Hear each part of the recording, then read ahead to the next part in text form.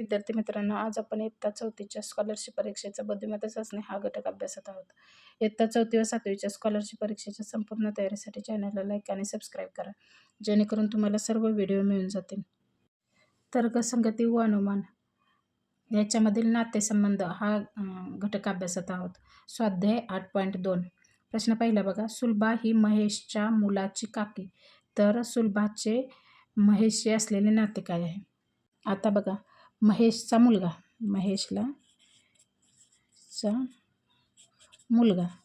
आणि त्या मुलाची काकी म्हणजे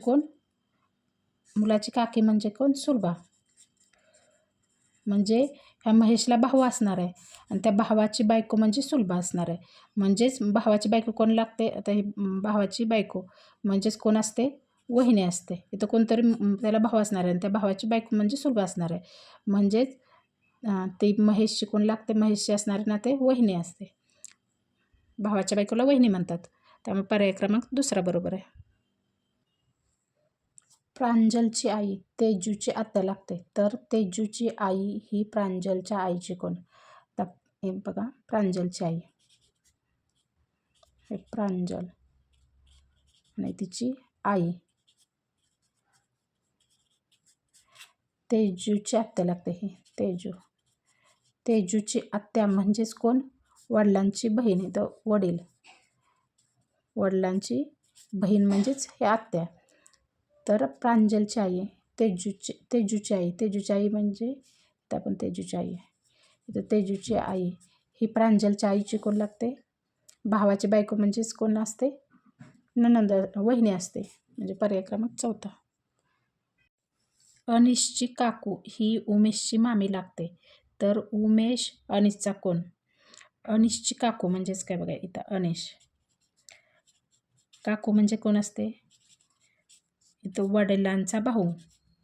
तर वडील आणि त्या वडिलांचा भाऊ म्हणजे काका आणि काकाची बायको म्हणजे काकी किंवा काकू लागते. ही काकू लागते. अनिशची काकू ही कोण लागते? उमेशची मामी म्हणजे कोण असते? उमेशची आई. हे ह्यांचे कोण लागतात? बहीण भाऊ लागतात. मामी म्हणजे आईच्या भाऊ. आईचे जे भाऊ लोक असतात त्यांना काय म्हणायचं? मामा म्हणायचं. आणि मामाची बायको असते ती मामी असते. म्हणजे ही जी काकू आहे ती उमेशची काय नाही? मामी आहे. म्हणजे आईच्या भावाची बायको आहे. म्हणजे उमेश अनिशचा कोण आहे? उमेश आईचा कोण आहे? आत्ते भाऊ. हे अनिश म्हणजे ही आई जी आहे, उमेशची आई आहे ती अनिशची कोण लागणार? आत्या लागणार. वडिलांची जी बहीण असते त्यांना कोण म्हणायचं? आत्या म्हणायचं. आत्याचा मुलगा तो कोण असतो? आत्ते भाऊ. पर्याय क्रमांक 3 बरोबर आहे. संजय फोटोतील व्यक्तीकडे बोट दाखवत म्हणाला, हिच्या मामाची एकुलती एक बहीण माझी आई लागते, तर फोटोतील व्यक्ती संजयची कोण? आता बघा, समजा ही फोटोतील व्यक्ती हिच्या मामाची म्हणजेच कोण? मामा म्हणजे हिच्या म्हणजे ही मुलगी. हिच्या मामाची म्हणजे कोण? हिची जी आई आहे त्या आईचा भाऊ म्हणजे मामा. म्हणजे हिचा कोण असणार आहे? मामा. हिच्या मामाची एकुलती एक बहीण. मामाची एकुलती एक बहीण म्हणजेच हिची आई. ही माझी आई लागते. म्हणजे ह्याची पण, संजयची पण तीच आई लागते. संजयची पण आई आणि ह्या मुलीची पण आई एकच आहे. म्हणजेच हे दोघं कोण असणार आहे? बहीण भाऊ असणार आहेत. म्हणजेच फोटोतील व्यक्ती संजयची कोण असणार आहे? ही मुलगी आहे. म्हणजेच भाऊ असणार आहे का? नाही, तर बहीण असणार आहे. म्हणजे फोटोतील व्यक्ती संजयची बहीण असणार आहे. प्रश्न 5 बघा. महेशला 3 बहिणी व 3 भाऊ आहेत. मनीषाला 2 बहिणी व 3 भाऊ आहेत. मनोजला 4 बहिणी व 2 भाऊ आहेत. सचिन मनीषाचा भाऊ आहे. महेशची बहीण मिता आहे, तर सर्वात जास्त भाऊ कोणाला? आता बघा, महेशला काय 3 बहिणी आणि 3 भाऊ. म्हणजे इथे महेश याला इकडं 3 बहिणी 2 आणि 3. इथं 3 बहिणी येते आणि किती भाऊ आहेत? 3 भाऊ आहेत. 1 2 3 भाऊ. म्हणजे हे एकूण किती भावंडे झाले? 7 जण झाले.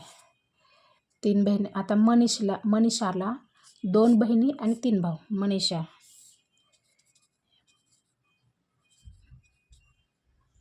मनीषाला काय ते 2 बहिणी आणि किती भाऊ? 3 भाऊ. 1 2 आणि 3 भाऊ. म्हणजे हे एकूण किती झाले? 3 आणि 3 6 जण झाले. मनोजला 4 बहिणी व 2 भाऊ आहेत. मनोजला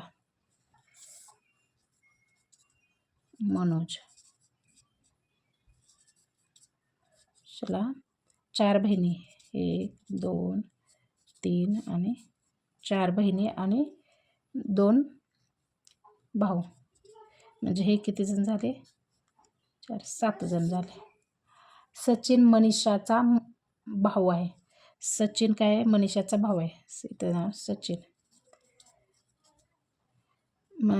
महेशची बहीण मिता आहे. सर्वात जास्त भाऊ कोणाला? बघा, मिताला किती भाऊ झाले? 1 2 3 4 4 इथं भाऊली भाऊचं बा करू आणि बहिणीचं ब ब ब ब ब ब ब आणि भावाचं बा. मग आता मिताला किती भाऊ आहेत? 1 2 3 4. म्हणजे इथं मनीषाला 3 आहेत. आता इथं या ज्या बहिणी आहेत त्यांचं काही नाव दिलं नाही, पण किती भाऊ आहेत? 3 आहेत. मग सगळ्यात जास्त भाऊ कुणाला? मिताला आहेत. म्हणजे किती येतं? इथं 4 आहेत. हे सर्वजण जरी 4 झाले तर इथं मुलांची संख्या किती आहे? 4 आणि मुलींची 3. म्हणजे भाऊ किती लोक किती आहेत? 4 आहेत. इथं बहिणींची 2 आहे संख्या आणि इथे भावांची संख्या किती आहे? बहिणींची 3 संख्या आणि भावांची संख्या किती आहे? 3च आहे. इथं बहिणींची 4 आहे आणि भावांची किती आहे? 3 आहे. म्हणजे सगळ्यात जास्त भाऊ कुठे आहेत? इथं आहेत. म्हणजेच मिताला 4 भाऊ आहेत. सगळ्यात जास्त भाऊ कुणाला आहेत? मिताला आहेत. प्रश्न 6 बघा. एका पुरुषाकडे पाहून एक स्त्री म्हणाली, याचे वडील माझ्या वडिलांच्या एकुलत्या एका मुलीचे सासरे आहेत. तर त्या स्त्रीचे त्या पुरुषाचे नाते काय? आता त्याचे वडील, आता ते फोटोतील जी व्यक्ती आहे त्याचे जे वडील आहेत, ते माझ्या वडिलांचे, म्हणजे या ज्या मुली आहे मुलगी किंवा मुलगा कोण असेल ते, त्यांच्या जे वडील आहेत, वडिलांच्या एकुलता एक मुलीचे म्हणजे ही मुलगीच आहे, मुलगा नाही, मुलीचे सासरे आहेत. वडिलांची एकुलती एक मुलगी म्हणजे 3च. तिच्या वडिलांची एकुलती एक मुलगी म्हणजे 3च असेल. त्या एकुलत्या एक मुलीचे हे जे वडील आहे, फोटोतील व्यक्तीचे वडील कोण आहेत? सासरे आहेत. हे आहेत ते सासरे. म्हणजेच हा व्यक्ती कोण असणार आहे? तिचे पती असणार आहे. पती म्हणजेच ह्या दोघांचे नाते कोण असणार आहे? नवरा बायकोचे असणार आहे. पर्याय क्रमांक 3 बरोबर आहे. प्रश्न 7 बघा. मिनल ही आशुतोषची पत्नी आहे आणि आरतीची वहिनी आहे. सुमन आरतीची आई आहे. तर सुमन आणि मिनलचे नाते काय आहे? मिनल आशुतोषची काय नाही? पत्नी बघा, आशुतोष, त्याची पत्नी कोण आहे? मिनल आहे आणि आरतीची वहिनी आहे. वहिनी कोणाला म्हणतो आपण? भावाच्या बायकोला.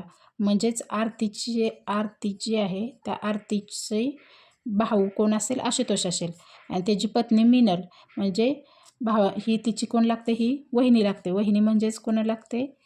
ही तिचा भाऊ असणार आहे आणि भावाची बायको वहिनी असते. सुमन ही आरतीची आहे. ही आरतीची जी आई आहे, आरतीची आई म्हणजेच आशुतोषची आई. दोघं भाऊ बहीण आहेत. म्हणजे आरतीची जी आई असणार आहे तीच आशुतोषची पण आई असणार आहे. ही कोण आहे? तिचं नाव काय आहे? सुमन आहे. तर सुमन आणि मिनलचे नाते काय? हे सुमन आणि मिनलचे नाते काय? म्हणजे सुमनच्या मुलाची बायको म्हणजेच कोण असते? सुन. मुलाची बायको कोण असते? सून असते. आणि सुमन कोण झाली? मग सासू झाली. सासू सुनेचे नाते. पर्याय क्रमांक 3 बरोबर आहे. अशा प्रकारे आपण 1 ते 7 प्रश्न अभ्यासलेले आहेत. या पुढील प्रश्न आपण पुढील व्हिडिओमध्ये अभ्यासू.